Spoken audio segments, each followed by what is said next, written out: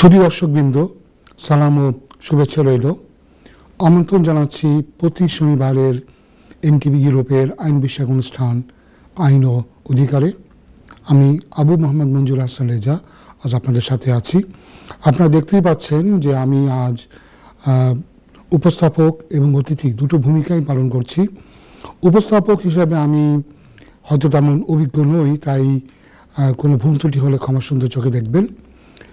আপনারা ইচ্ছা করলে এই আইন অধিকার অনুষ্ঠানে আমাদের সাথে যোগ দিতে পারেন।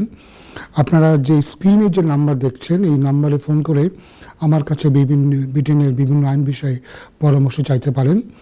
আমরা মূলত এই অনুষ্ঠানে ইমিগ্রেশন, অ্যাসাইলাম, হিউম্যান রাইটস এবং ফ্যামিলি ল বিষয়ে আলোচনা করে থাকি। কারণ এগুলি আমাদের কমিউনিটির বিরাট অংশের জন্য এটা অনেক সময় সমস্যা হয়ে দেখা দেয়। তো যাই হোক, আজকে আপনাদের সাথে অনেকক্ষণ কথা বলবো আশা করছি। তো তার আগে আমরা একটু ব্রিটেনের দিকে দৃষ্টিপাত করি। আপনারা জানেন যে ব্রিটেনের রাজনৈতিক আকাশে দুর্যোগের ঘন ঘটা দেখা দিচ্ছে। প্রধানমন্ত্রী বরিস জনসনকে পদত্যাগ করার জন্য অনেকে আহ্বান জানিয়েছেন এবং এর পিছনে আছে যে করোনাকালীন যে বিধিনিষেধ ছিল সেই বিধিনিষেধ তারা মান্য করেননি, এ ধরনের অভিযোগ এসেছে বিভিন্ন পত্রপত্রিকায়। আমরা দেখতে পাচ্ছি যে ইতিমধ্যেই প্রধানমন্ত্রী জনসন কিন্তু ক্ষমা চেয়েছেন। অনেকে বলছেন যে ক্ষমাটা মানে এটা ঠিক যথাযথ নয়, কারণ মানুষ অনেক সাফার করেছে। বহুত লোকেরই দেখা গিয়েছে যে নিকট আত্মীয় স্বজন মারা গিয়েছেন, অসুস্থ হয়ে গেছেন, তারা তাদের পাশে দাঁড়াতে পারেননি।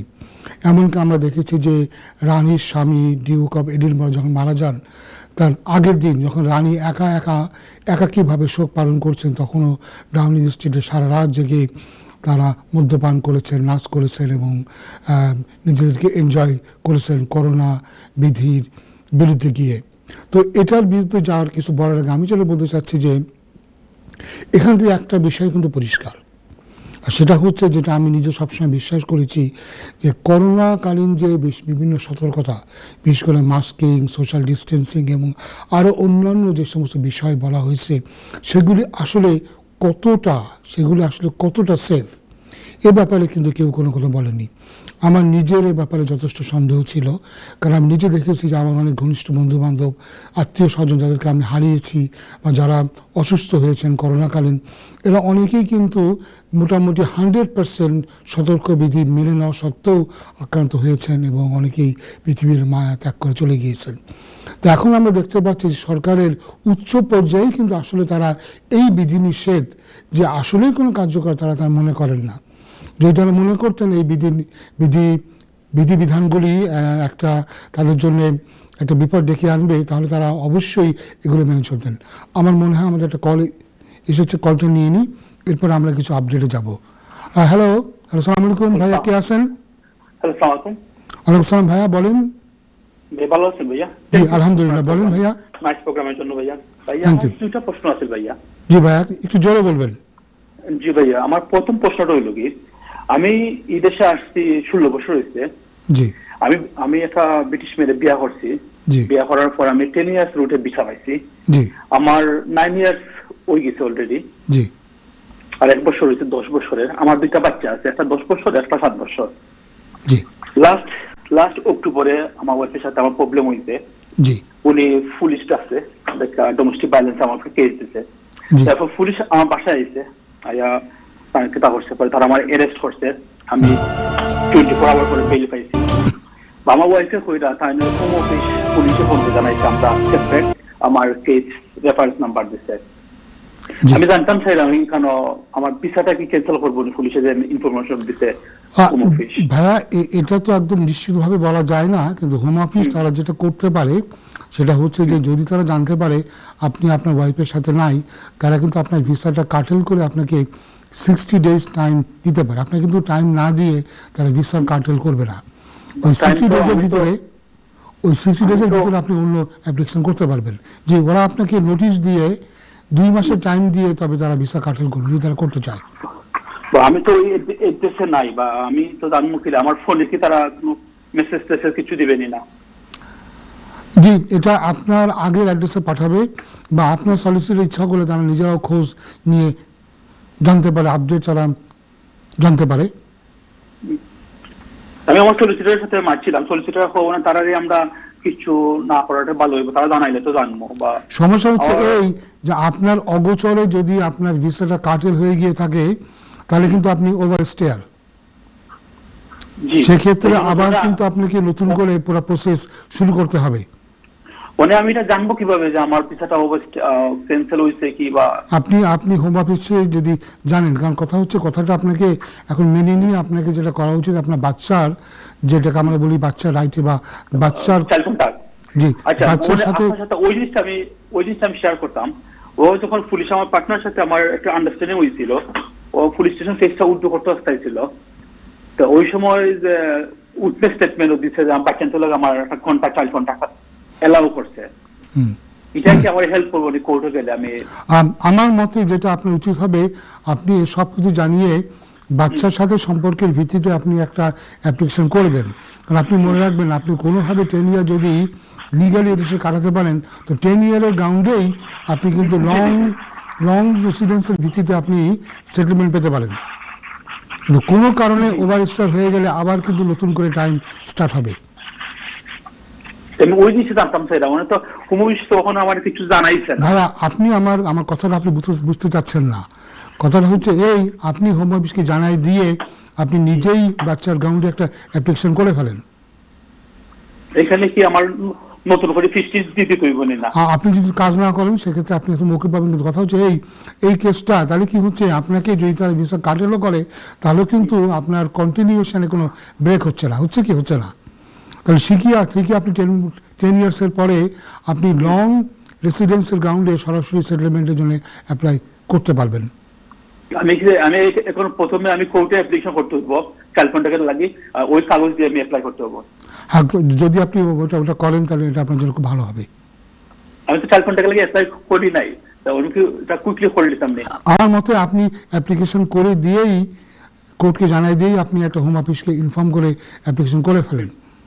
কারণ আপনি জানেন না যে আপনার অগোচরে আপনার ওয়াইফের কাছ থেকে চিঠি পেয়ে তারা আপনার ভিসাটা কাটেল করে দিয়েছে কিনা।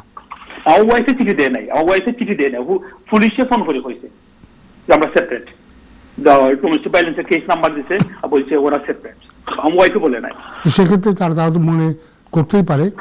আমার মতে যেটা উচিত, আপনার সলিসিটরের উচিত হবে হোম অফিসকে লিখে এটা আপডেট ইনফরমেশন নেওয়া। Okay, thank you, Bhaiya.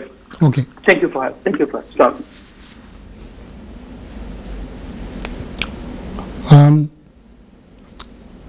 Hello, সুধী দর্শকবৃন্দ, আবার আমরা আরো পূর্বের আলোচনায় ফিরে যাচ্ছি।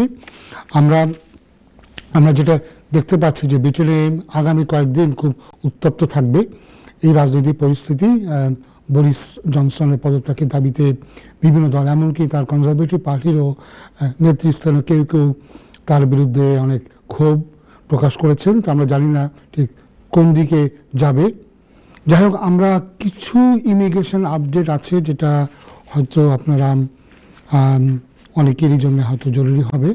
যেমন একটা হচ্ছে যে এই এজ অ্যাসেসমেন্ট, আপনারা জানেন যে অনেক অ্যাসাইলাম সিকার এদেশে আসেন যখন তাদের বয়স থাকে অনেক কম, আন্ডার এজ, এবং তারা কিন্তু এসে অ্যাসাইলাম ক্লেম করেন। যারা আন্ডার এজ ওদের জন্য নানা ধরনের ফ্যাসিলিটিস আছে, কিন্তু সমস্যা হচ্ছে এই অনেকের যারা ওভার এজ তারা নিজেদেরকে আন্ডার এজ বলে অনেকে দাবি করেন।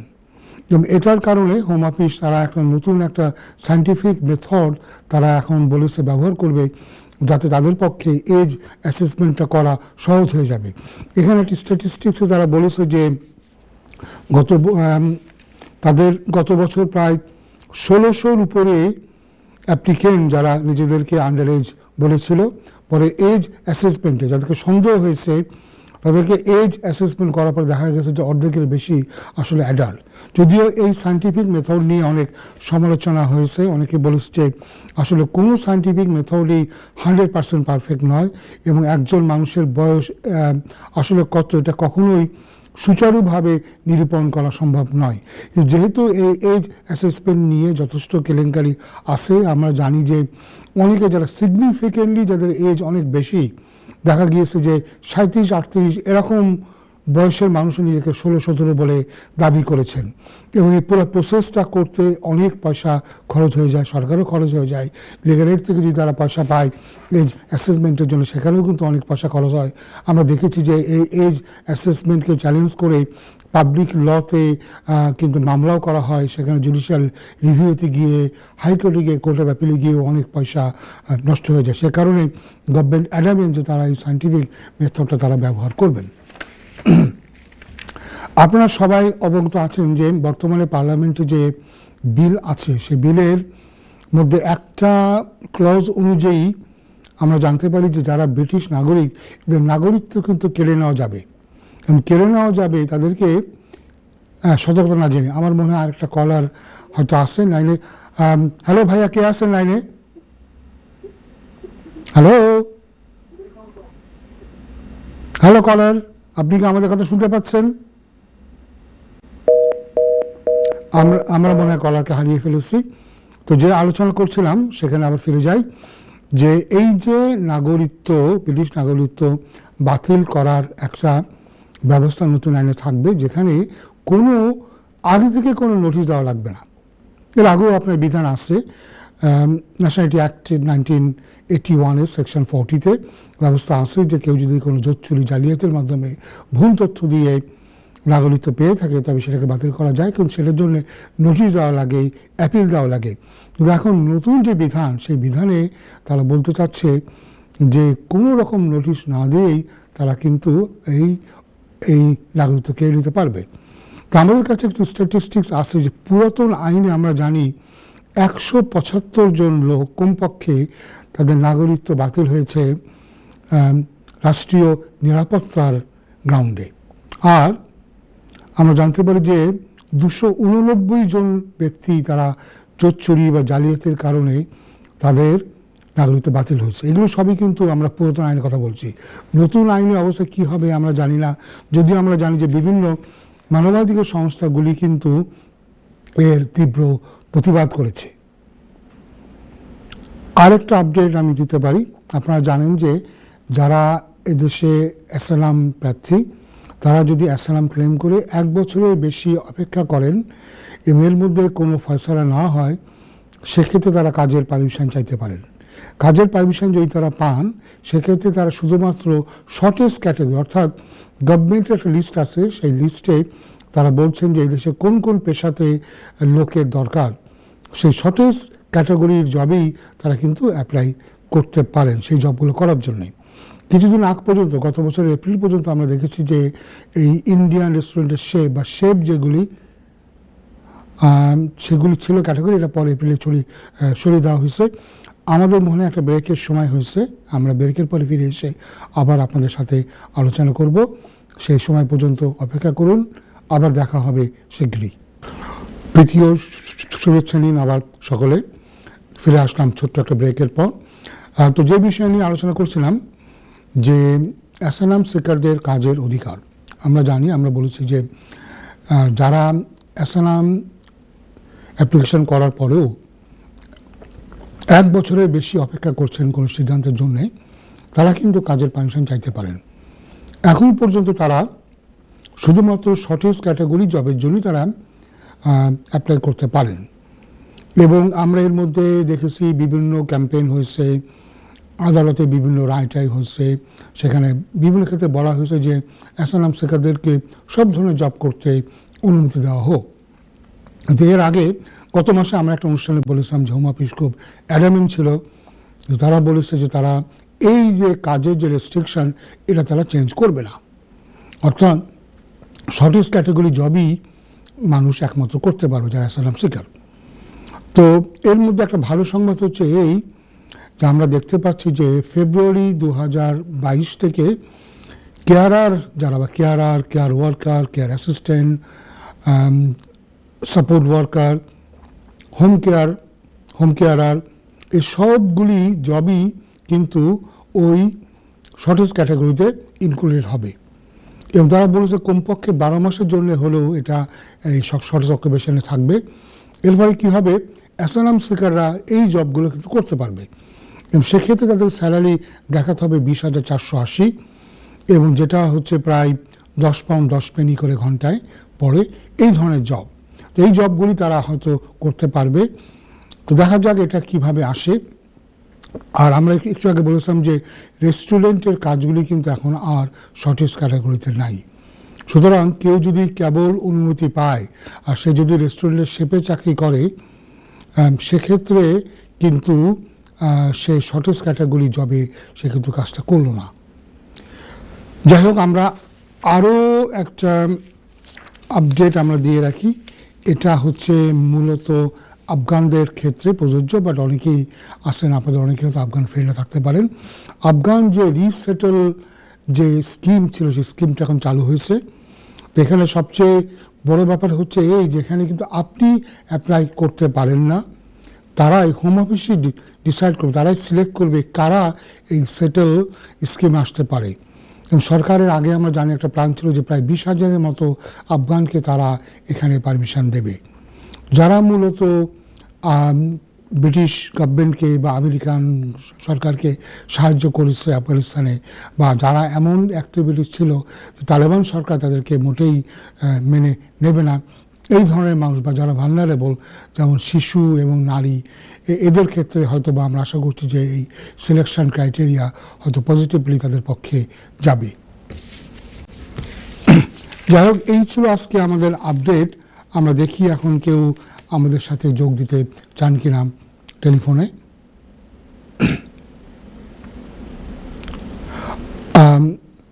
আমার মনে হয় এই মুহূর্তে এখন আমাদের সাথে কেউ যোগদান করেননি, তবে আমরা আরও অন্য কতগুলো বিষয়ে আমরা আলোচনা করতে পারি। একটা হচ্ছে অ্যাপ্লিকেশান আপনি কখন করবেন। যে কোনো অ্যাপ্লিকেশান যদি আপনি করেন, আপনাকে মনে রাখতে হবে যে আপনি একটা ভালো টাইম হাতে নিয়ে করবেন। আপনি জানেন যে অনেকগুলো অ্যাপ্লিকেশান আছে যেগুলি 28 দিনের আগে কিন্তু করা যায় না। তা আমরা বলবো 28 দিন আগেই আপনারা মোটামুটি করতে চেষ্টা করেন, বা মোটামুটি হাতে সময় নিয়ে। কোনো ক্ষেত্রে দেখা যায় যে যেহেতু এখন অ্যাপ্লিকেশানগুলি হয় অনলাইনে, অনেক সময় অনেক তথ্য হাতে থাকে না। যদিও একটা সুযোগ আছে যে আপনি অ্যাপ্লিকেশান জমা দিয়ে পরে আপনি ডকুমেন্ট সাবমিট করতে পারেন, কিন্তু যদি আপনার ইনফরমেশানগুলো যদি আপনার কাছে না থাকে, যেমন ধরুন কখন আপনি এদেশের বাইরে গিয়েছেন, কোন কোন দেশ ভিজিট করেছেন, বা কখন আপনি অ্যাপ্লিকেশান করেছিলেন এবং কখন আপনার ভিসা রিফিউজ হয়েছে, বা আপনি অন্য কোনো দেশে ভিসাতে অ্যাপ্লাই করলে সেটা কবে রিফিউজ হয়েছে, কেন হয়েছে, এই ধরনের অনেক ইনফরমেশান আমরা দেখি যখন আমরা নিজেরাই আমাদের ক্লায়েন্টের জন্য অ্যাপ্লিকেশানগুলো পূরণ করি। তখন দেখি যে তারা অনেকেই এই ব্যাপারে কিন্তু ওয়াকিবহাল নন, এবং অনেকেই যেহেতু তারা মনে করেন যে এই ইনফরমেশনগুলো জরুরি নয়, অনেকে মনে রাখেন না। এমনকি আগের পাসপোর্ট নম্বরও কিন্তু অনেক সময় চেয়ে পাঠায়। এই জন্য আমরা বলবো আগে থেকে একটা প্রস্তুতি নেন।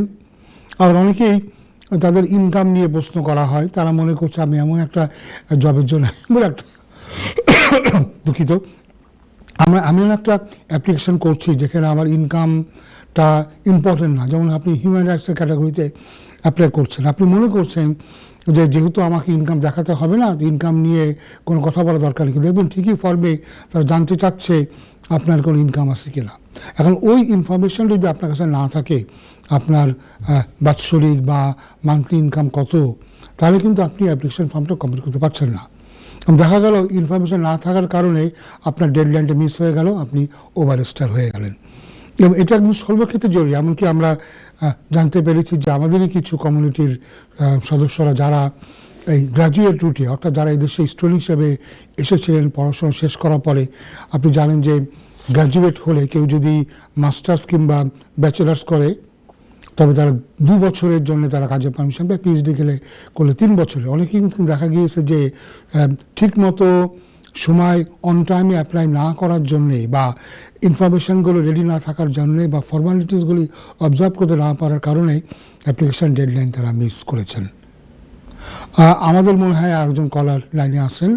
হ্যালো ভাইয়া, কে আছেন লাইনে? আসসালামু আলাইকুম। ওয়ালাইকুম সালাম ভাইয়া, বলেন। ভাইয়া একটা কোয়েশ্চেন করতে চাইছিলাম। জি ভাই, একটু জোরে বলেন ভাইয়া। একটা কোয়েশ্চেন করতে চাইছিলাম ভাইয়া। জি বলেন। আমার একটা কোয়েশ্চেন হচ্ছে, আমি এই ইউরোপিয়ান রাইটে একজন অ্যাপ্লাই করেছিলাম আমার আত্মীয় আনার জন্য। তো তারা 4 মাস পরে একটা ইমেল করছিল যে তারা ভেরি বিজি আছে, স্টাফ স্ট্রংকেট, তো তারা এখন ডিসিশন দিতে পারতেছে না। এটা ছিল অক্টোবরে, কিন্তু এখন পর্যন্ত আর জানা নাই। তো এটা কিছু একটু বলবেন। আপনি আবার এটাকে আপনি ফলো আপ করেন, ফলো আপ করে যদি তারা কোনো জবাব না দেয় তাহলে আপনি আপনার দুটো পথ খোলা আছে। একটা আপনি লোকাল এমপির কাছে গিয়ে কমপ্লেন করেন, অথবা সেকেন্ডলি হচ্ছে জুডিশিয়াল রিভিউ করে তাদেরকে আপনি বাধ্য করেন যে তারা যাতে একটা ডিসিশন দিয়ে দেয়। আপনি কবে করেছিলেন অ্যাপ্লিকেশন? মে মাসে। আপনি কার জন্য করেছিলেন? আমার মার জন্য। হ্যাঁ, তো যেটা আপনার জন্য উচিত হবে, কারণ আমার মনে হয় যে এখানে তারা এর মধ্যে কিন্তু বেশ কিছু কনসেশন তারা কিন্তু দিয়েছে, যে জুন মাসের পরেও যারা আসতে পারেন এদের জন্য কিন্তু কনসেশন আছে। আমি আপনাকে যেটা বলবো, স্ট্রংলি বলবো, সেটা হচ্ছে আপনি এখনই তাদের কাছে একটা আপডেট চান, এবং দরকার হলে আপনার লোকাল এমপির কাছে যান, এবং তারপরে দরকার হলে হাইকোর্টে গিয়ে, হাইকোর্ট মানে আপার ট্রাইব্যুনালে গিয়ে একটা জুডিশিয়াল রিভিউর মামলা করেন। এরা 4 মাস পরে মে মাসে। হ্যালো, হ্যাঁ, বুঝতে পেরেছি। এখন আপনাকে, কারণ তারা যেহেতু এখন ইউরোপিয়ান রুটটা বন্ধ হয়ে গেছে, তারা এখন নানা ধরনের ঝামেলা করতেই পারে। তো আপনার জন্য যেটা বললাম ওই পদ্ধতি আপনি ফলো করেন, আশা করা যায় আপনি একটা ভালো ফলাফল পেয়ে যাবেন। Thank you. দুঃখিত।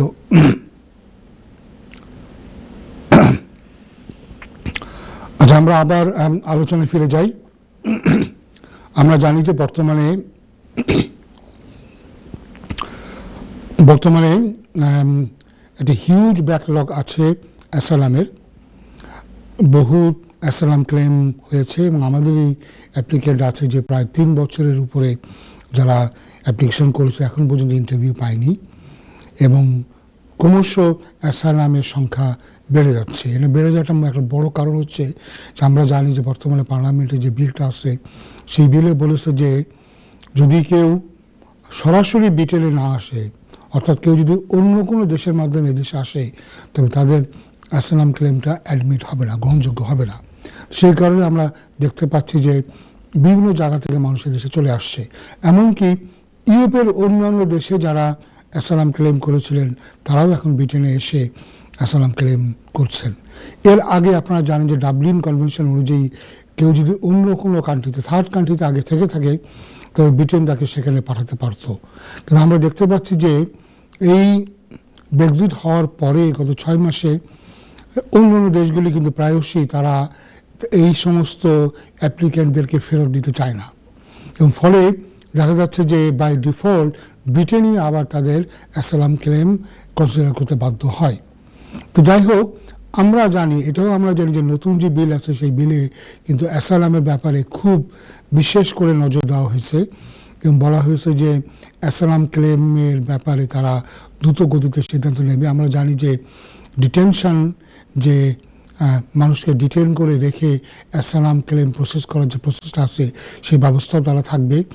নতুন বিলে আমরা এটাও দেখতে পাচ্ছি যে ইংল্যান্ডের বাইরে, ইউনাইটেড কিংডমের বাইরে তারা ডিটেনশন সেন্টার করারও প্ল্যান আছে। এবং এর আগে আমরা সান এবং টাইমসে আমরা নিউজ দেখেছিলাম যে আলবেনিয়াতে এবং সুদূর আফ্রিকার রুয়ান্ডাতে তারা ডিটেনশন সেন্টার করার পরিকল্পনা করেছিল, যদিও সরকারিভাবে এই সমস্ত ইনফরমেশনগুলো তারা অসত্য বলে আখ্যায়িত করেছে। কিন্তু আমরা এটা জানি যে বর্তমান হোম সেক্রেটারি এবং সরকার এই অ্যাসালাম সিকারদেরকে কী করে ক্র্যাকডাউন করবেন সে ব্যাপারে তারা কিন্তু অত্যন্ত সতর্কভাবে তারা কাজ করে যাচ্ছেন। তদের ভবিষ্যতে হয়তো বা এই অ্যাসালামের ব্যাপারটা অনেক কঠিন হয়ে যেতে পারে। আরেকটা ব্যাপারে আমাদের একটু বলে রাখা দরকার যে যদি কোনো পার্টিকুলার ক্যাটাগরি থেকে ভিসা নিয়ে দেশে আসার পরে লোকে অ্যাবিউজ করে, তবে হোম সেক্রেটারিকে নতুন আইনে এই পাওয়ার দেওয়া হয়েছে যে তিনি কিন্তু ইচ্ছা করলে ওই কান্ট্রি থেকে অ্যাপ্লিকেশন আসা বন্ধ করতে পারেন, কিংবা ডিলে করতে পারেন, কিংবা রেস্ট্রিক্ট করতে পারেন। কেন আমি এই কথাটা বলছি যে বাংলাদেশ থেকে গত কয়েক মাসে ব্যাপক হারে স্টুডেন্ট এসেছেন, এবং অনেকেই কিন্তু আসার পরে বলছেন এত পয়সা ফি দিতে পারবো না, অন্য কি পদ্ধতি আছে, দেখি আসসালাম করি, কি বিয়ে করি বা সামথিং। এই ধরনের ঘটনা যত বেশি ড্রপ আউট হবে তত বেশি কিন্তু কান্ট্রির প্রোফাইল নষ্ট হবে। তো সবাইকে আমি প্রশ্ন, যারা আমার এই প্রোগ্রাম এদেশের বাইরে দেখছেন তাদেরকে আমরা বলি, যদি আপনি স্টুডেন্ট হিসেবে আসতে চান তো অবশ্যই আপনি ফির কথা মনে রাখবেন। এখন ফি অনেক এক্সপেন্সিভ, 14-15 হাজার পাউন্ড বাৎসরিক ফি দিতে হয়। এছাড়া মেনটেন্যান্সের ব্যাপার আছে। আপনি হয়তো একটা পার্ট টাইম জব করতে পারবেন, কিন্তু সে পার্ট টাইম জব দিয়ে আপনি ফি দিয়ে দেবেন, এটা মনে করার কোনো কারণ নাই। তো খামাখা আপনি যদি এই কোর্স চালানোর মতো অ্যাবিলিটি না থেকে থাকে, তবে ব্রিটেনে এসে নিজের জীবনকে বিপদে ফেলবেন না। কারণ দেখা যাবে আপনি ওভার স্টার হয়ে যাবেন, অন্য কোনোভাবে ভিসা বাড়াতে পারবেন না, বছর পর বছর এদেশ থেকে নিগৃহীত হবেন। হয়তো আপনি গোপনে গোপনে কাজ করবেন, সে কাজ করলে দেখা যাবে যে এমপ্লয়ার আপনাকে অ্যাবিউজ করবে, আপনাকে এক্সপ্লয়েট করবে, কম পয়সা দেবে, এবং আপনি একটা ওভার স্টেজ চোরের মতো এই দেশে থাকবেন। এই জন্য যাদের আসলে পড়াশোনার খরচ আনার মতো সামর্থ্য নাই, তাদের প্রতি আমার অনুরোধ যে দয়া করে আপনারা ব্রিটেনে আসবেন না। মনে রাখবেন, যদি পড়াশোনা করতে পারেন তো আপনাদের জন্য কিন্তু আরও পন্থা আছে। আপনি গ্র্যাজুয়েট রুটে আপনি যেতে পারেন, ওয়ার্ক পারমিট স্কিমে আপনি যেতে পারেন, আপনার জন্য কিন্তু পথ খোলা আছে। যদি আপনি মনে করেন যে স্টুডেন্ট হিসাবে আপনার মূল কাজ হচ্ছে কিভাবে ব্রিটেনের মাটিতে আপনি পা রাখবেন, তাহলে কিন্তু আমি বলবো এটা আপনাদের জন্য নয়। এটা আমাদের দেশের প্রোফাইলকে নষ্ট করে দেবে।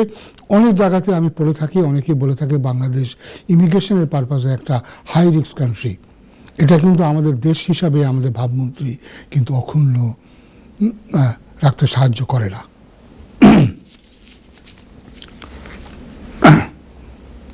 ইউরোপিয়ানদের ব্যাপারে আমার যে অনুরোধ, আপনারা জানেন যে এখন ইউরোপিয়ানদের আসার পথ বন্ধ হয়ে গেছে। জুন মাসের পরে নতুন করে আসার কোনো পথ নাই। তবে যারা 31শে ডিসেম্বরের আগে এসেছেন তারা কিন্তু এখনও আমার ধারণা তারা ডাইরেক্ট ফ্যামিলি মেম্বারদেরকে স্পন্সর করতে পারবেন। যেটা পারবেন না তারা, সেটা হচ্ছে যারা, যেটাকে আমরা বলি এক্সটেন্ডেড ফ্যামিলি মেম্বার, তাদেরকে তারা কিন্তু এখানে স্পন্সর করতে পারবেন না। তো এই ব্যাপারে সতর্ক থাকা উচিত। আমি জানি যে মানুষ এখনও নানা ভুল ভ্রান্তির শিকার হয়ে উল্টাপাল্টা অ্যাপ্লিকেশান করে দিচ্ছেন এবং দিয়ে নানা রকমের সাফারিংসের মধ্যে থাকছেন, অনেক পয়সা তারা খরচ তারা করে ফেলছেন, কিন্তু দেখা যাচ্ছে যে কোনো ফলাফল তারা কিন্তু পাচ্ছেন না। আরেকটা ব্যাপারে এখানে কথা না বললেই নয়, সেটা হচ্ছে human rights application. Human rights application যখন আপনি করেন, এখানে আমরা মূলত 3 ধরনের হিউম্যান রাইটস অ্যাপ্লিকেশনের কথা বলে থাকি। একটা হচ্ছে আপনার ফ্যামিলি লাইফ, আপনার এদেশে হয়তো ওয়াইফ কিংবা বাচ্চা আছে যারা এদেশে সেটেল, তাদের সাথে আপনার ফ্যামিলি লাইফ। আরেকটা হচ্ছে আপনি এদেশে দীর্ঘদিন ধরে আছেন, একটা প্রাইভেট লাইফ তৈরি করে ফেলেছেন। আর তৃতীয় হচ্ছে ইমিগ্রেশনের রুলের বাইরে আপনি একটা কম্প্যাশনেট কম্পেলিং গ্রাউন্ড, আপনি বলতে চাচ্ছেন যে একটা মানবতার একটা ব্যাপার আছে, একটা মানবিক কারণে আপনাকে থাকতে দেওয়া হোক। হয়তো আপনি মারাত্মকভাবে অসুস্থ, কিংবা আমাদের মনে হয় একটা কলার যোগ দিতে যাচ্ছেন। হ্যালো, আসসালামু আলাইকুম। ওয়ালাইকুম আসসালাম। জি ভাইয়া বলেন। আমার একটা কোয়েশ্চন আছে। জি বলেন।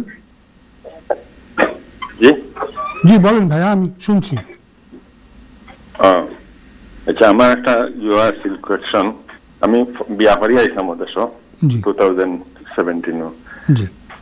তো আমার পরে আমার বিয়াকে হয়ে গেছে কি, আর কি ডিভোর্স হয়ে গেছে কি, 33 মাসের বিষয় আছে। জি জানি। জি শুনছি। 33 মাসের বিষয় আছে, এর ভিতরে আমার ডিভোর্স হয়ে গেছে। জি। ওই আমি আরেকটা বিয়া করছি। জি। বিয়া করি অফটার রাইটে আমি অ্যাপ্লাই করছি। জি। করার বাদে তারা আপিলও দিলাইছে, কইছে তারা হইতে কর, তারা মানে ভিসা রিফিউজ করে দিছে। না, কেন করেছে তারা আপনার ভিসা রিফিউজ? জি, আপনার ভিসা তারা কেন রিফিউজ করেছে? আগে যে ডিভোর্স হয়ে গেছে আমার আগর ওয়াইফের লগে। হ্যাঁ, কিন্তু পরের অ্যাপ্লিকেশনটা তারা কেন করলো, কেন রিফিউজ করলো? পরে তারা অফটার জব আছে, বাদে একটা প্রুফ করতে পারছে না তারা যে আমার ভিসা কাটেল করছে। করা বাদে তারা প্রুফ করতে পারছে না, কোর্টও গেছি, ইয়ার আমি জিতেছি, এখন আমার তারা নয়া করে আরবার দিছে 20 মাসের ভিসা। আচ্ছা, আপনাকে তারা 10 ইয়ার রুটে ফেলেছে? এখন 10 ইয়ার তো আমার ওয়ার কথা না, আমি তো ইয়ে থাকতে থাকতে হঠাৎ ভিসা থাকতে থাকতে আমি অ্যাপ্লাই করে দিচ্ছি, আমি ইয়ে করছি, তারা প্রুফ করতে পারছে না যে তারা ভিসা কাটাল করছে। এখন আমি কি 5 ইয়ার্স রুটে থাকি না? না, আপনি তো আর 5 ইয়ার্স রুটে নাই।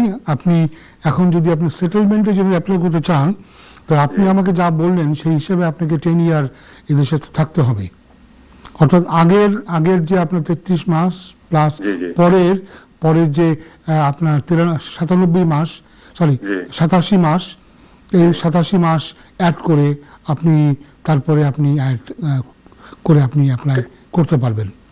কারণ যেহেতু আপনি ওই যে 5 বছর আর স্পাউস হিসাবে আপনি ছিলেন না, সেই হিসাবে আপনি অ্যাড করতে পারবেন না। আর এইবারে যে রুটে তারা কি আপনাকে স্পাউস রুটে দিয়েছে না হিউম্যান রাইটস রুটে? 5 ইয়ার্সের রুটে যদি আপনাকে দিয়ে থাকে তাহলে আপনি 5 ইয়ার্স পরে আবার সেটেলমেন্টের জন্য অ্যাপ্লাই করতে পারবেন। আচ্ছা, আমার আগেরটা কাউন্ট করতে না তারা? এখন আগেরটা আপনার কাউন্ট হবে না। আমার যেন আমার কোর্টও যে অবস্থান হিয়ারিং এর সময় আছে, আমি কইলা এটা আপনি কাউন্ট কেবল করতে পারবেন না, বিকজ আগের ওয়াইফের সাথে যেহেতু আপনি ডিভোর্স হয়ে গেছে, ওই একই ওয়াইফের সাথে আপনি যেহেতু ম্যারিড না। মানে স্পাউস চেঞ্জ হয়, আমার একটা চেঞ্জ হয়ে গেছে। জি, কারণ স্পাউস চেঞ্জ হওয়ার জন্য আপনার কেসের বেসিসই আপনার চেঞ্জ হয়ে গেছে কমপ্লিট। আমাদের বোধহয় আরেকটা ব্রেকে যাওয়া লাগবে। বিজ্ঞাপন বিরতির পর আবার ফিরে আসলাম আপনাদের মাঝে। এতক্ষণ আমাদের সাথে থাকার জন্য ধন্যবাদ। তো আমরা যে আলোচনা করছিলাম হিউম্যান রাইটস অ্যাপ্লিকেশনের ব্যাপারে, আমাকে বলা হচ্ছে আমাদের একটা কল আসছে, তো দেখি কি আছে লাইনে। হ্যালো ভাইয়া। হ্যালো, আসসালামু আলাইকুম। ওয়ালাইকুম সালাম। আমাকে তো আপনি শুনতে পাচ্ছেন? সরি, আমাকে তো আপনি শুনতে পাচ্ছেন ভাই? ভাইয়া, এ তো টেলিফোনে কলে তো চিনতে পারা মুশকিল। ভাইয়া বলেন আপনি কে? না, আমি কি বলতেছি, আমাকে তো শোনা যাচ্ছে, এইটাই বলতে। জি, শোনা যাচ্ছে ভাইয়া। আচ্ছা, তো বেসিক্যালি হচ্ছে আমার অ্যাপ্লিকেশনটা ছিল ডেরিভেটিভ রাইটস অফ রেসিডেন্স কার্ডের। জি, ওইটার অ্যাপিল হিয়ারিং হয়েছিল 2021 এর 6th of May তে। জি, তারপর আমি ওইখানে আপিল উইন হওয়ার পরে আমাকে যে কার্ডটা দেওয়া হয়েছিল, জি, ওইটার লিমিটেশন ছিল আপনার 30th of June 2021। ওই কার্ডে যে এক্স্যাক্টলি যে কথাটা লেখা ছিল ওইটা ছিল the validity of this BRC has been limited to 30th June 2021 as the EU law right to reside which it evidences will fall away after that date. Should you wish to remain in this country after 30th June 2021, you should apply to the EU settlement scheme. So আমার যে কার্ডটা যখন পাইছিলাম, তো ওই 30 জুনের 3 দিন আগে পাইছিলাম। তারপর আমি অ্যাপ্লিকেশনটা করি। ওই একটা ফরচুনেটলি 30 জুনে রাত্রে আমার একটা কল হয়েছিল একজন ওই কেস ওয়ার্কারের সাথে। হ্যাঁ, তো উনি বলছে যে ওই যে ইমেইলের মাধ্যমে অ্যাপ্লিকেশনটা ছেড়ে দাও আজকে রাত্রে 11টার ভিতরে। তো আমি 30 জুন অ্যাপ্লিকেশনটা ছাড়ছি, ওই আপনার অ্যাপ্লিকেশনটা করছি ওই ডেরিভেটিভ রাইটস অফ রেসিডেন্সের ওই যে আপনার এক্সটেনশনের জন্য। তো এখন 30 জুন থেকে আজকে হয়ে গেছে ওই ধরেন 15th of জানুয়ারি, তো 6 মাসের উপরে হয়ে গেছে। আমি বেশ কয়েকবার কল সেন্টারে ফোন দিছি, তো ওরা বলছে যে আমার সবকিছু ওরা পাইছে 30 সেপ্টেম্বরে তারা ওই অ্যাপ্লিকেশনের সাথে আমার পাসপোর্ট আর বিআরপি কার্ডটা মানে কানেক্ট করছে, বাট ওইটা এখনো কেস ওয়ার্কারের হাতে আছে। তো এটা কি চেঞ্জ আপ করার কোনো ইয়ে আছে? ওই না ভাইয়া, দেখেন আমরা যেটা জানি, যে আপনি জানেন, সবাই জানে যে বর্তমানে হোম অফিসে এত কেস জমে আছে যে তারা অনেক সময় নিচ্ছে। এমনকি স্বাভাবিক মানে অনেক ইজি অ্যাপ্লিকেশনও তারা 9 মাস 1 বছর সময় নিচ্ছে। পরে তারা সময় নিতে পারে, এটা নিলে আমার মনে হয় এতে এত চিন্তিত হওয়ার কোনো কারণ নাই। যদি আপনি দেখেন যে 9 মাসেরও বেশি হয়ে যায়, তখন আপনি হয়তো বা আপনার লোকাল এমপিকে দিয়ে আপনি চেজ আপ করাতে পারেন। কিন্তু আমরা জানি যে তারা সময় নিচ্ছে। তো সময় নেওয়াটা এটা খুব একটা বিচিত্র ব্যাপার নয়, কারণ আপনি জানেন যে বারবার প্যান্ডেমিকের কারণে এখনও অনেক হোম অফিস স্টাফ কিন্তু বাসা থেকে কাজ করছে। এবং আমরা শনিবারে বা রোববারে দেখা যায় আমরা হোম অফিস থেকে ইমেল পাই, আপনি জানেন শনিবারে বা রোববারে ইমেল আমরা কেন পাই? এর কারণ তারা বাসায় বসে কাজ করছে। জি, আমি বেশ কয়েকবার ওদেরকে ফোন দিয়েছিলাম আপনার ওই ইউ সেটেল রেজুলেশন সেন্টারে। ওরা বলে যে আমি যে কথাগুলো ওদেরকে বলতেছি ওরা লিখে দিচ্ছে, ইমেইলে ফরওয়ার্ড করে দিচ্ছে। বাট আমার মনে হয় না, 3 মাস আগে একটা লেটার বলছিল যে এই লেটার ওই যে তোমার অ্যাপ্লিকেশনটা পাইছি, এরপরে আর কোনো ধরনের আপডেট নেই। ইভেন আমাকে কোনো সার্টিফিকেট অফ অ্যাপ্লিকেশন দেওয়া হয় নাই বা বায়োমেট্রিকের জন্য ইনভাইটেশন দেওয়া হয় নাই। এই জন্য আপনি সর্বশেষ কবে ওদের সাথে কন্ট্যাক্ট করেছেন? আমি গত শুক্রবারে ওদের সাথে কন্ট্যাক্ট করছি। তোরা তখন আপনাকে কি বলেছে? ওরা বলছে যে you don't need to worry, your application is on safe side, the case worker is still deciding on this matter. আরেকটা প্রশ্ন ছিল, আপনাকে কি করতে পারি? জি বলেন। আমার এই দেশে হয়ে গেছে 13 বছর। আমি যখন ডেরিভেটিভ রাইটস অফ রেসিডেন্সের জন্য অ্যাপ্লাই করি তখন আমি এই দেশে 9 বছর ছিলাম স্টুডেন্ট ভিসায়, আর 1 বছর আগে করছিলাম। তারপর আমার ওই ডেরিভেটিভ রাইটসটা মানে অ্যাপ্লিকেশনটা সাকসেসফুল হইতে 4 বছর লেগে যায়। 3বার অ্যাপ্লিকেশন করে 4 নম্বর বার গিয়ে আমি ওই যে অ্যাপিলের মাধ্যমে উইন হই। তো আমি যখন ওদেরকে বলি আমাকে প্রি সেটেলমেন্ট স্ট্যাটাস দেওয়া হবে নাকি সেটেলমেন্ট স্ট্যাটাস দেওয়া হবে, ওরা কল সেন্টারে ওরা বলে যে তোমাকে তো সেটেলমেন্ট স্ট্যাটাস দেয়, এটাই মানে যৌক্তিক। তো আমি যে অ্যাপ্লিকেশনটা পাঠাইছিলাম ওইখানে আমি তো শিওর ছিলাম না যে আমি কি জন্য অ্যাপ্লাই করতেছি, প্রি সেটেল স্ট্যাটাস আর সেটেল স্ট্যাটাস। তো আমি ওই টিক বক্সে সেটেল স্ট্যাটাস এবং প্রি সেটেল স্ট্যাটাস দুটাই দিয়ে দিছি। এটা কি আমার অ্যাপ্লিকেশনে কোনো জেপারাইজ করবে? আমার মনে হয় যে আপনাকে তারা সেটেল স্ট্যাটাস দেওয়া উচিত। আমার মনে হয় আপনি একটা ক্লারিফাই করে দেন, একটা চিঠি পাঠান এবং চিঠি পাঠিয়ে বলেন যে আমি সেটেল স্ট্যাটাসের জন্য আমি অ্যাপ্লিকেশন করেছি। ইন কেস তুমি মনে করো আমি সেটেল স্ট্যাটাসের জন্য কোয়ালিফাই করি না, তাহলে তুমি আমাকে অল্টারনেটিভলি প্রি সেটেল স্ট্যাটাসের জন্য দেন। এটা পাওয়ার পরে তখন আপনি দেখেন 10 ইয়ারের রুটে আপনি অ্যাপ্লাই করতে পারেন কিনা। বুঝতে পারছি। Okay, thank you so much ভাই। No problem. আসসালামু আলাইকুম।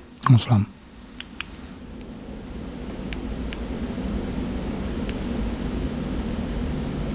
হ্যালো হ্যালো, ইয়েস হ্যালো ভাইয়া, কে আছেন নেক্সট? হ্যালো, আসসালামু আলাইকুম। ওয়ালাইকুম আসসালাম। জি ভাইয়া বলেন। জি, আমার একটা প্রশ্ন আছে ভাই। জি বলেন ভাইয়া। দয়া করে একটু শুনবেন, শুনিয়া টিভিতে একটু আনসারটা দিলে ভালো হবে আর কি। জি বলেন, আপনি বলেন আমাকে। জি, আমি এখানে ব্রিটিশ সিটিজেন আর কি, ব্রিটিশ সেটেল পারসন। আমার এখানে ব্যবসা আছে এবং আমার নিজস্ব ঘর আছে। তো আমি এবং আমরা এক ভাই এক বোন, আর আমি দেশে আছি, আমার একটা বোন দেশে আছে আর কি। ওর ডিসেবিলিটি আছে। তো আমার মা বাপ অনেকদিন আগে মারা গেছেন, উনি আমাদের এক আঙ্কেলের কাছে আছেন। তো এখন আমার আঙ্কেলে ওনারা আর কি এখন অনেকদিন হয় রাখছেন আর কি, ওনাদের একটু প্রবলেম হয়ে যায় আর কি, প্রবলেম আসে।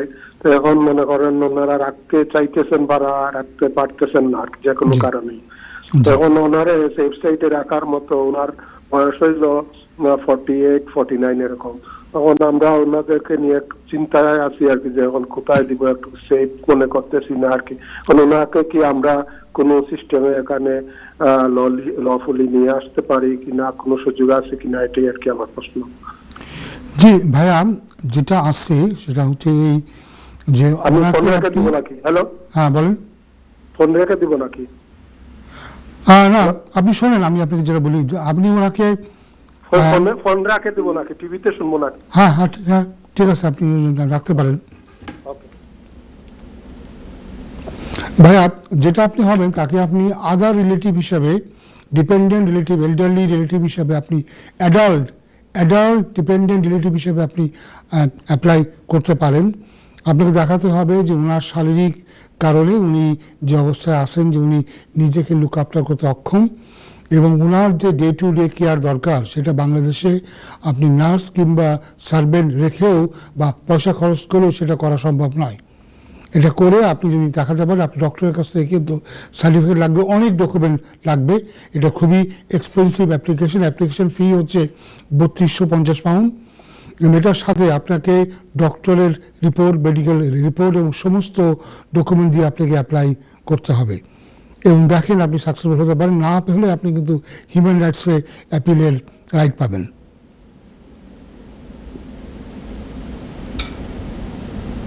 আশা করি ভাইয়া আপনি আপনার উত্তরটা পেয়ে গেছেন। মেন ক্রাইটেরিয়া হচ্ছে এই যে আপনাকে দেখাতে হবে যে উনি যে অবস্থায় আছেন শারীরিক কারণে তাকে লুক আফটার করা সম্ভব নয়। বাংলাদেশে এমনকি সার্ভেন্ট কিংবা নার্স অ্যাপয়েন্টমেন্ট করেও বা পয়সা খরচ করেও তাকে ওখানে লুক আফটার করা সম্ভব নয়, এবং তার 24/7 কেয়ারিং দরকার।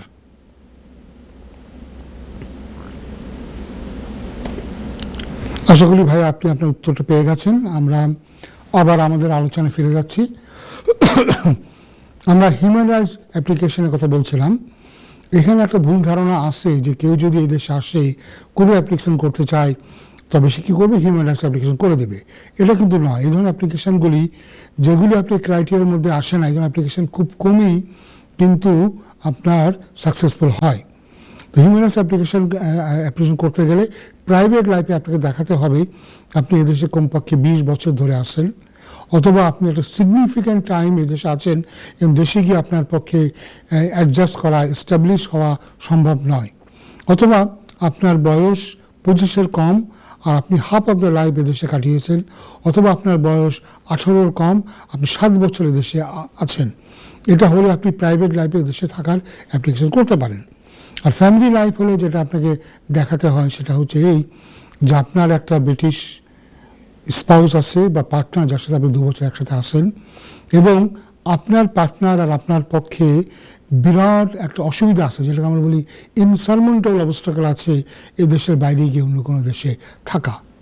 তো এটা সবসময় সহজ নয়, কারণ তারা যদি দেখে যে আপনার স্পাউসও বাংলাদেশি অরিজিন, তার বলতে পারে তাহলে তোমার স্পাউসও তোমার সাথে বাংলা দেশে গিয়ে ভালোভাবে থাকতে পারে, কিংবা তুমি বাংলা দেশে গিয়ে সেখান থেকে অ্যাপ্লাই করে আসো আর তোমার ওয়াইফ এখানে মেনটেন্যান্স, অ্যাকোমোডেশন সব কিছু সে শো করবে। আরেকটা হতে পারে যদি আপনার বাচ্চা হয় ব্রিটিশ, বা বাচ্চা যদি এই দেশে 7 ইয়ার্স থাকে, যদি আপনি দেখাতে পারেন যে আপনি বাচ্চার সোল কেয়ারার কিংবা আপনি আরেকজনের সাথে জয়েন্টলি আপনি কেয়ারিং করছেন এবং এটা রিজনেবল না যে বাচ্চা আপনার সাথে দেশে চলে যাবে, সেক্ষেত্রে আপনি কিন্তু অ্যাপ্লাই করতে পারেন। আর যেটা আছে আমি বললাম যে আউটসাইড রুল খুবই কম্পেলিং, খুবই একটা মানবিক কারণ থাকতে হবে যারা আপনাকে দেশে থাকার অনুমতি দেবে।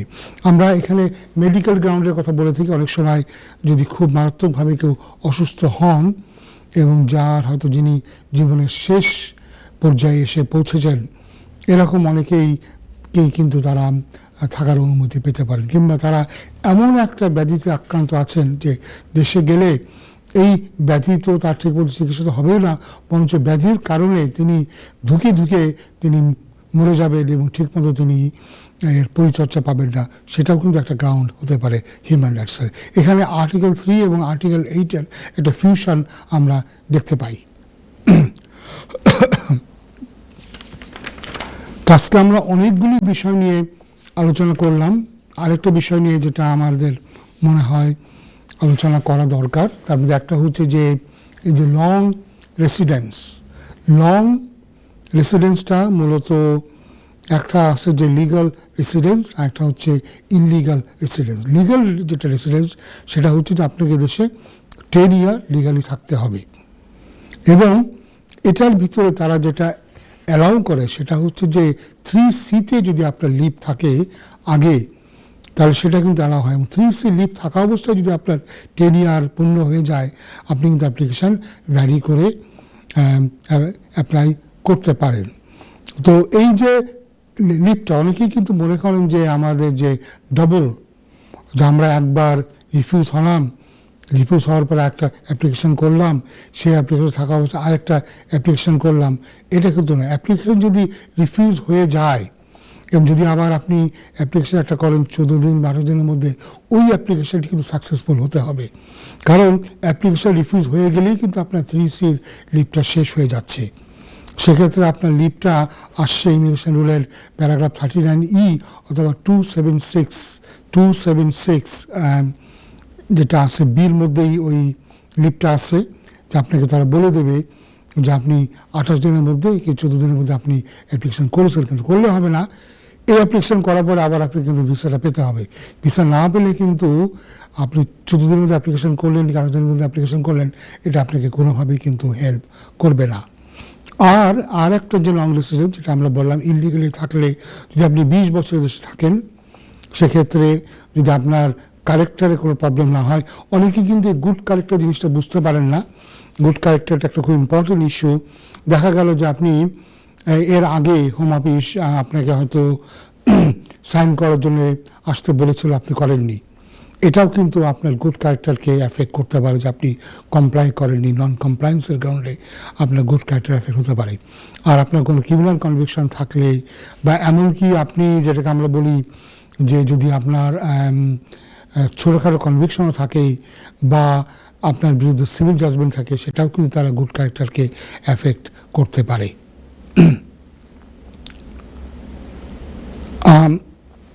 আমরা বোধহয় এখন একটু ন্যাশনালিটি নিয়ে কথা বলতে পারি, যে আমরা কিভাবে এই দেশে আপনি ব্রিটিশ ন্যাশনাল হতে পারেন। একটা হচ্ছে যে আপনাকে প্রথমত মনে রাখতে হবে, ব্রিটিশ ন্যাশনালিটি হতে গেলে অ্যাপ্লিকেশনের দিন আপনার দেশে সেটেল স্ট্যাটাস থাকতে হবে। এবং সেটেল স্ট্যাটাস হলে যদি আপনি ব্রিটিশ কারোর সাথে বিবাহ বন্ধনে আবদ্ধ না হন, তবে আপনার এখানে 5 ইয়ার্স মিনিমাম রেসিডেন্স লাগবে। আর যদি আপনার স্পাউস থাকে ব্রিটিশ, সেক্ষেত্রে আপনার 3 ইয়ার্স এদেশে রেসিডেন্স থাকলে আপনি কিন্তু অ্যাপ্লাই করতে পারবেন। শর্ত হচ্ছে এই, অ্যাপ্লিকেশনের দিন আপনার ইনডেফিনিট লিভ টু লিভ থাকতে হবে। তবে একটা 10 ইয়ার ক্যারেক্টার চেক আছে। যদি 10 বছরের ভিতরে আপনি এদেশে কখনো ওভারস্টে হিসেবে থেকে থাকেন, কখনো ইমিগ্রেশনের রুল ভায়োলেট করে থাকেন, তবে সেটা কিন্তু আপনার ক্যারেক্টারকে এফেক্ট করবে এবং আপনার অ্যাপ্লিকেশান রিফিউজ হতে পারে। তো অনেক ক্ষেত্রে আমরা দেখেছি যে রিকনসিডারেশনে গিয়ে ভালো করে এক্সপ্লানেশন দিলে, আমার নিজের অভিজ্ঞতা আছে যে সেক্ষেত্রে আগে ওভারস্টে ভিসা করলেও তারা কিন্তু এটাকে কন্ডন করতে পারে, মানে মাফ করতে পারে, মাফ করে ন্যাশনালিটি দিতে পারে। তো যাই হোক আর কি, তবে মনে রাখবেন ন্যাশনালিটি অ্যাপ্লিকেশানগুলি অনেক কমপ্লিকেটেড, বিশেষ করে যারা বাই ওয়ে অফ ডিসেন্ট যারা এখানে পেয়ে থাকেন, তাদের সন্তানালীরা যদি দেশে আসতে চান, সেখানে অনেক কমপ্লিকেটেড রুলস আছে এবং এই ব্যাপারে ভালো অভিজ্ঞ আইনজীবীর কাছে পরামর্শ নেওয়া উচিত। আমার মনে হয় আমাদের আরেকটা ব্রেকের সময় হয়ে এসেছে। এই ব্রেকটার পরে ফিরে এসে আবার আমরা কথা বলবো। সে পর্যন্ত আপনারা ধৈর্য ধরে অপেক্ষা করুন, আপনাদের সাথে আবার কথা হবে খুব শীঘ্রই। প্রীতীয় শুভেচ্ছা নিন আবার সকলে। ফিরে আসলাম আরেকটা ব্রেকের পরে। আশা করি আপনারা সবাই এতক্ষণ ধরে অপেক্ষা করছিলেন আমাদের এই শেষ সেগমেন্টটা দেখার জন্যে। যাই হোক, আমরা অনেক আজকে আলোচনা করেছিলাম ইমিগ্রেশনের বিভিন্ন দিক নিয়ে। তো সেই আলোচনারই ধারাবাহিকতা এখন আমরা একটু অ্যাসালাম নিয়ে কথা বলবো। অ্যাসালাম সম্পর্কে আমরা দেখেছি আমাদের কমিউনিটি অনেকেরই একটা ভুল ধারণা আছে। অনেকেই মনে করেন কোনো অ্যাপ্লিকেশন করার নেই, তো একটা অ্যাসালাম করে দাও, আমাদের কমিউনিটি ভাষায় অ্যাসালাম মেরে দাও, একটা অ্যাসালাম মেরে দাও, তুমি থাকতে পারবে। এটা কিন্তু ভুল। অ্যাসালাম অ্যাপ্লিকেশন কিন্তু একটা জটিল অ্যাপ্লিকেশন এবং এটা শুধুমাত্র তাদেরই জন্যে যাদের দেশে গেলে জীবন বা ব্যক্তিগত নিরাপত্তা হুমকির সম্মুখীন। এটা কিন্তু আমরা প্রায় দেখেছি এই অনুষ্ঠান অনেকে বলতো যে আমি অপেক্ষা করছি একটা অ্যাপ্লিকেশন করব, এর মধ্যে আমি একটা অ্যাসালাম করে দিই। এগুলো কিন্তু আসলে পুরো প্রসেসটাকে অ্যাবিউজ করা হবে এবং আমরা দেখব যে নতুন আইনে হয়তো বা এই ধরনের মেরিট প্লেস অ্যাপ্লিকেশনের ক্ষেত্রে সরকার হয়তো অনেক কঠোর অবস্থানে চলে যাবেন। যাই হোক, অ্যাসালাম জিনিসটা কি একটু বুঝতে হবে। অ্যাসালাম যেটা আগেই বলেছি আমি, যখন আপনি মনে করেন যে আপনার দেশে ফিরে গেলে আপনার ব্যক্তিগত নিরাপত্তা বা আমরা যেটাকে বলি স্বাধীনতা, সেটা ক্ষুণ্ণ হবে। এটা সাধারণত আমরা দেখি আমাদের মতো দেশ থেকে যারা হয়তো রাজনৈতিক কারণে যারা দেশ থেকে আসেন বা যারা মনে করেন রাজনৈতিক কারণে তারা দমন পীড়ন নিপীড়ন নির্যাতনের শিকার হবেন, তারা হয়তো অ্যাপ্লিকেশন করতে পারেন। কিন্তু এর সাথে সাথে আরও অন্য ধরনের ক্রাইটেরিয়া থাকতে পারে। আমাদের বাংলাদেশ থেকে হতে পারে কেউ বলতে পারেন তার ধর্মীয় কারণে তিনি হয়তো এখানে তিনি মনে করছেন তিনি ধর্মীয়ভাবে সংখ্যালঘু, তিনি হয়তো অমুসলিম কিংবা মুসলমানদের মধ্যে হয়তো একটা ভিন্ন সম্প্রদায়, তিনি হয়তো কাদিয়ানি বা আহমদী, তিনি মনে করছেন যে মেজরিটি যে কমিউনিটি আছে তাদের হাতে তিনি হয়তো দমন পীড়ন পীড়ন নির্যাতন জুলুমের শিকার হবেন। আর একটা ক্রাইটেরিয়া আমরা দেখতে পারি যেটা আমাদের দেশের ক্ষেত্রে প্রযোজ্য, যেটা আমি দেখতে পারি যারা সমকামী পুরুষ বা নারী, যেটাকে আমরা বলি গে বা লেসবিয়ান, যেহেতু বাংলাদেশে সামাজিকভাবে এটা শিক্ষিত নয়, যদিও বাংলাদেশের আইনে এটা দণ্ডনীয় অপরাধ, কিন্তু আমরা জানি যে আজ পর্যন্ত মাত্র 2 ব্যক্তি ওই আইনে, ঔপনিবেশিক আইন সেকশন 377 পেনাল কোডে তারা এই ব্যাপারে তাদের বিরুদ্ধে চার্জ আনা হয়েছে। কিন্তু আমরা জানি সামাজিকভাবে এটাকে মানুষ খারাপ চোখে দেখে, এবং আমরা দেখেছি যে অন্তত 3 জন অ্যাক্টিভিস্ট, গে রাইট অ্যাক্টিভিস্ট কিন্তু মারা গেছেন। এবং সে কারণে অনেকে মনে করেন যে আপনি প্রকাশ্যে যদি নিজেকে সমকামী হিসেবে দাবি করেন বা সমকামী হিসেবে চলাফেরা করতে চান, তবে আপনার বিপদ হতে পারে। তো এটা আমরা মূলত বাংলাদেশ থেকে যে ধরনের কেসগুলি আমরা আসছে সেটার কথাই বললাম, যেটা নাস্তিকতা নিয়েও কিন্তু প্রশ্ন আসে। আমরা দেখেছি অনেকেই ব্লগিং করে ইসলামের বিরুদ্ধে বা অন্য ধর্মের বিরুদ্ধে যারা কথাবার্তা বলেন, তারাও কিন্তু ওই ধর্মীয় গ্রাউন্ডে মনে করতে হবে নাস্তিকতাও কিন্তু একটা ধর্ম। এখানে আপনার যে ধর্মীয় মতবাদের, ধর্মীয় বিশ্বাসের কারণে এই ধর্মীয় কিন্তু কোনো প্রচলিত বা কোনো শিক্ষিত ধর্ম হতে হবে তা কিন্তু নয়। তো ফলে আপনি এথিস্ট হলেও আপনার বিলিভের কারণে কিন্তু আপনি পারসিকিউটেড বা নির্যাতন জুলুমের শিকার হতে পারেন। কারণ প্রশ্ন হচ্ছে খালি এটুকু হলেই হবে না, আপনাকে দেখাতে হবে যে আপনার ব্যাপারে যারা আপনার বিরুদ্ধে নির্যাতন জুলুম করবে তারা আপনার ব্যাপারে ইন্টারেস্টেড। এখন আমরা যখন এই ইন্টারেস্টের কথা বলি, ইন্টারেস্ট আসতে পারে 2 দিক থেকে। একটা আসতে পারে সরকারি তরফ থেকে, একটা আসতে পারে সাধারণ জনগণ বা জনগণের একটা অংশ থেকে। যেমন ধরুন, যদি আপনি নাস্তিক হন, যদি আপনি নাস্তিক, বাংলাদেশে স্বাভাবিকভাবে কিন্তু নাস্তিকদের কোনো সমস্যা নাই। আমরা জেনেছি যে অনেক বড় বড় নাস্তিক আছেন। আমরা যখন ঢাকা বিশ্ববিদ্যালয়ে পড়তাম তখন আমরা জানতাম আমাদের অনেক শিক্ষক আছেন যারা আল্লাহ খোদায় বিশ্বাস করেন না। তো এটা তাদের ব্যাপার, তাদের কিন্তু কোনো সমস্যা হয়নি। তো শুধুমাত্র কেউ নাস্তিক এটার কারণেই কিন্তু তার বাংলাদেশে গেলে কোনো সমস্যা হবে এটা মনে করার কোনো কারণ নাই।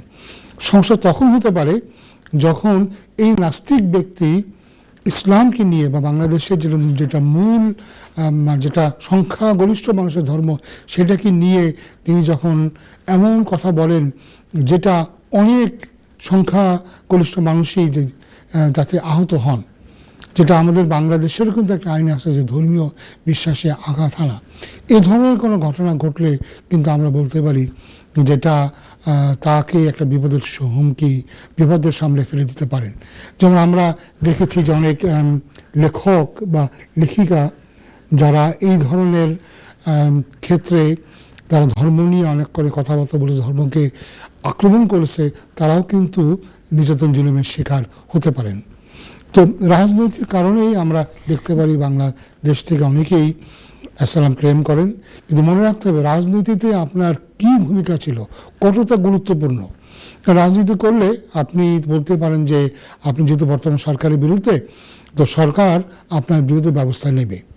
এখানে অনেকগুলো ফ্যাক্টর কিন্তু আপনাকে দেখতে হবে আপনি কখন দেশ থেকে বেরিয়েছেন, সরকার কি আপনাকে দেশ থেকে বের হতে দিল। আপনি যদি নর্মাল ইমিগ্রেশন চ্যানেল দিয়ে নিজের পাসপোর্ট নিয়ে বেরিয়ে আসেন, তাহলে প্রশ্ন হবে সরকার যদি আপনার ব্যাপারে এতই ইন্টারেস্টেড ছিল তাহলে আপনাকে দেশ ছাড়তে দিল কেন। আর একটা জিনিস যেটা সব অ্যাসাইলাম ক্লেমের ক্ষেত্রে প্রযোজ্য, সেটা হচ্ছে যে টাইম অফ ক্লেমিং। আপনি কখন ক্লেম করলেন, কখন আপনি এই সরকারের কাছে ব্রিটিশ সরকারের কাছে আপনি পারমিশন চাইলেন। মানে আপনার যদি ভয় আগে থেকেই হয়, যদি আপনি এমন হয় যে রাজনৈতিক কারণে আপনি দেশ থেকে পালিয়ে দেশে আসলেন, তাহলে তো তার আশা করবে যে আপনি এসে এয়ারপোর্টে কিংবা আসার কয়েকদিনের মধ্যে আপনি অ্যাসাইলাম ক্লেম করেন।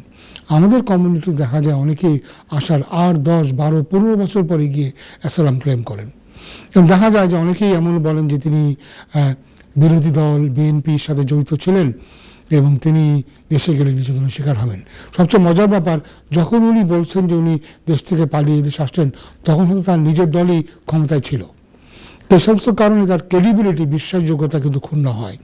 লেট ক্লেম একটা খুব বড় ইস্যু এবং এটার জন্যে ভালো করে ব্যাখ্যা দেওয়া দরকার। তো যে কোনো অ্যাসাইলামি ক্লেম হোক না কেন, অ্যাসাইলামের জন্য কিন্তু অনেক প্রিপারেশনের দরকার, খুব ভালো করে স্টেটমেন্ট দেওয়া দরকার। আপনার প্রতিটা ক্ষেত্রে যেখানে আপনি মনে করেন যে আপনার কেসের মধ্যে গলদ আছে বা আপনার ব্যাখ্যা নাই, সেখানে আপনি ব্যাখ্যা দেবেন। কোনো জায়গায় কোনো হোল আপনি রাখবেন না। খুব ভালো করে আপনি আপনার স্টোরিটা বলবেন, ন্যারেট করবেন এবং সূক্ষ্মভাবে আপনি ব্যাখ্যা করবেন এবং কেন আপনি একটা কাজ করলেন। যেমন ধরুন ফর এক্সাম্পল, আপনার উপরে হামলা হলো, হামলা হওয়ার পরেও কেন আপনি লুকিয়ে গেলেন না, কিংবা আপনি পুলিশের কাছে সাহায্য নিলেন না, কিংবা আপনি আহত হলেও কেন আপনি চিকিৎসা নিলেন না, এ সমস্ত ঘটনাগুলো কিন্তু আপনাকে দেখতে হবে। এবং ওই যে বললাম যে লেটনেস, কেন আপনি দেরি করে অ্যাসাইলাম ক্লেম করলেন, এটার একটা ব্যাখ্যা দেওয়া কিন্তু খুবই জরুরি। না হলে তারা কিন্তু বলবে যে এখন আপনি দেশে শুধুমাত্র থাকার জন্যে অ্যাসাইলাম ক্লেম করলেন। যেহেতু আমি দীর্ঘদিন ধরে এই ইমিগ্রেশন এবং অ্যাসাইলাম নিয়ে আমি জড়িত, হাজার হাজার অ্যাসাইলাম ক্লেম করেছি, আল্লাহর রহমতে অনেক কেসই সাফল্য অর্জন করেছি।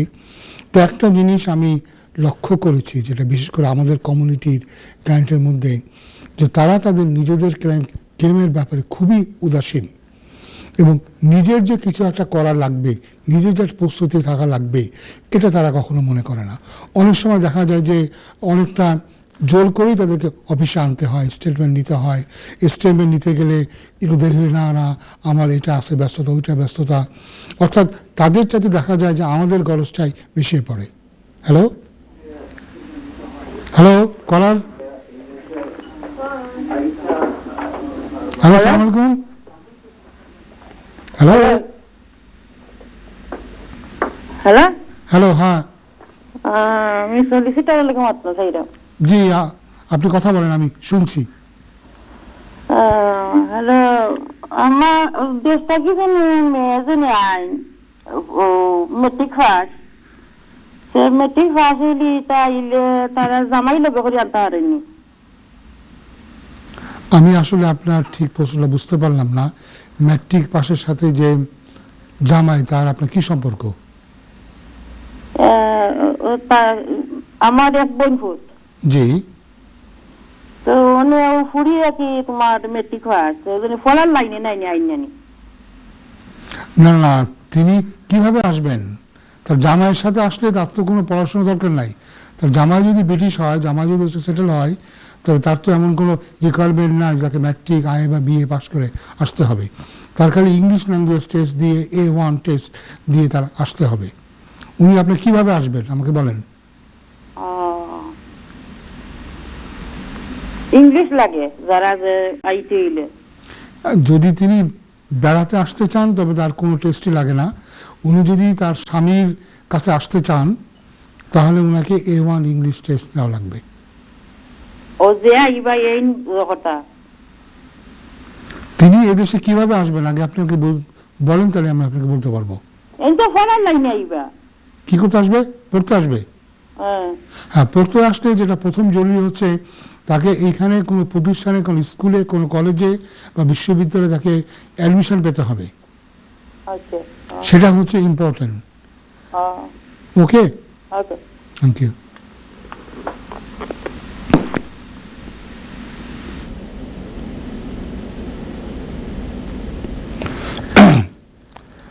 আমরা যে আলোচনা করছিলাম অ্যাসাইলাম, সেগুলো আমরা ফিরে যাই।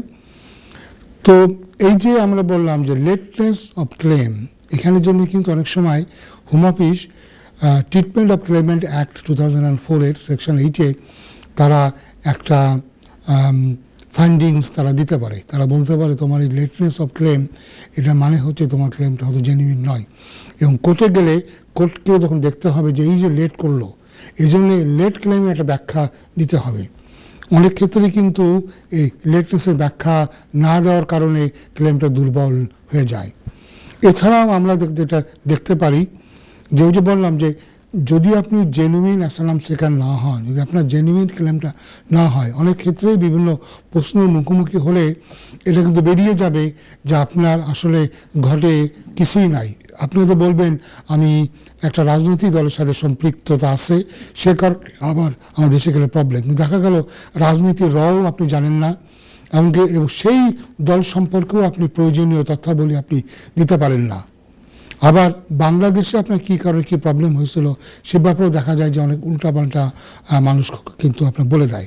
আবার দেখা যাচ্ছে যে এই দেশে যে অ্যাক্টিভিটি, যেটা আমরা বলি সারপ্লাস অ্যাক্টিভিটিস, এটাও কিন্তু একটা ইস্যু হতে পারে।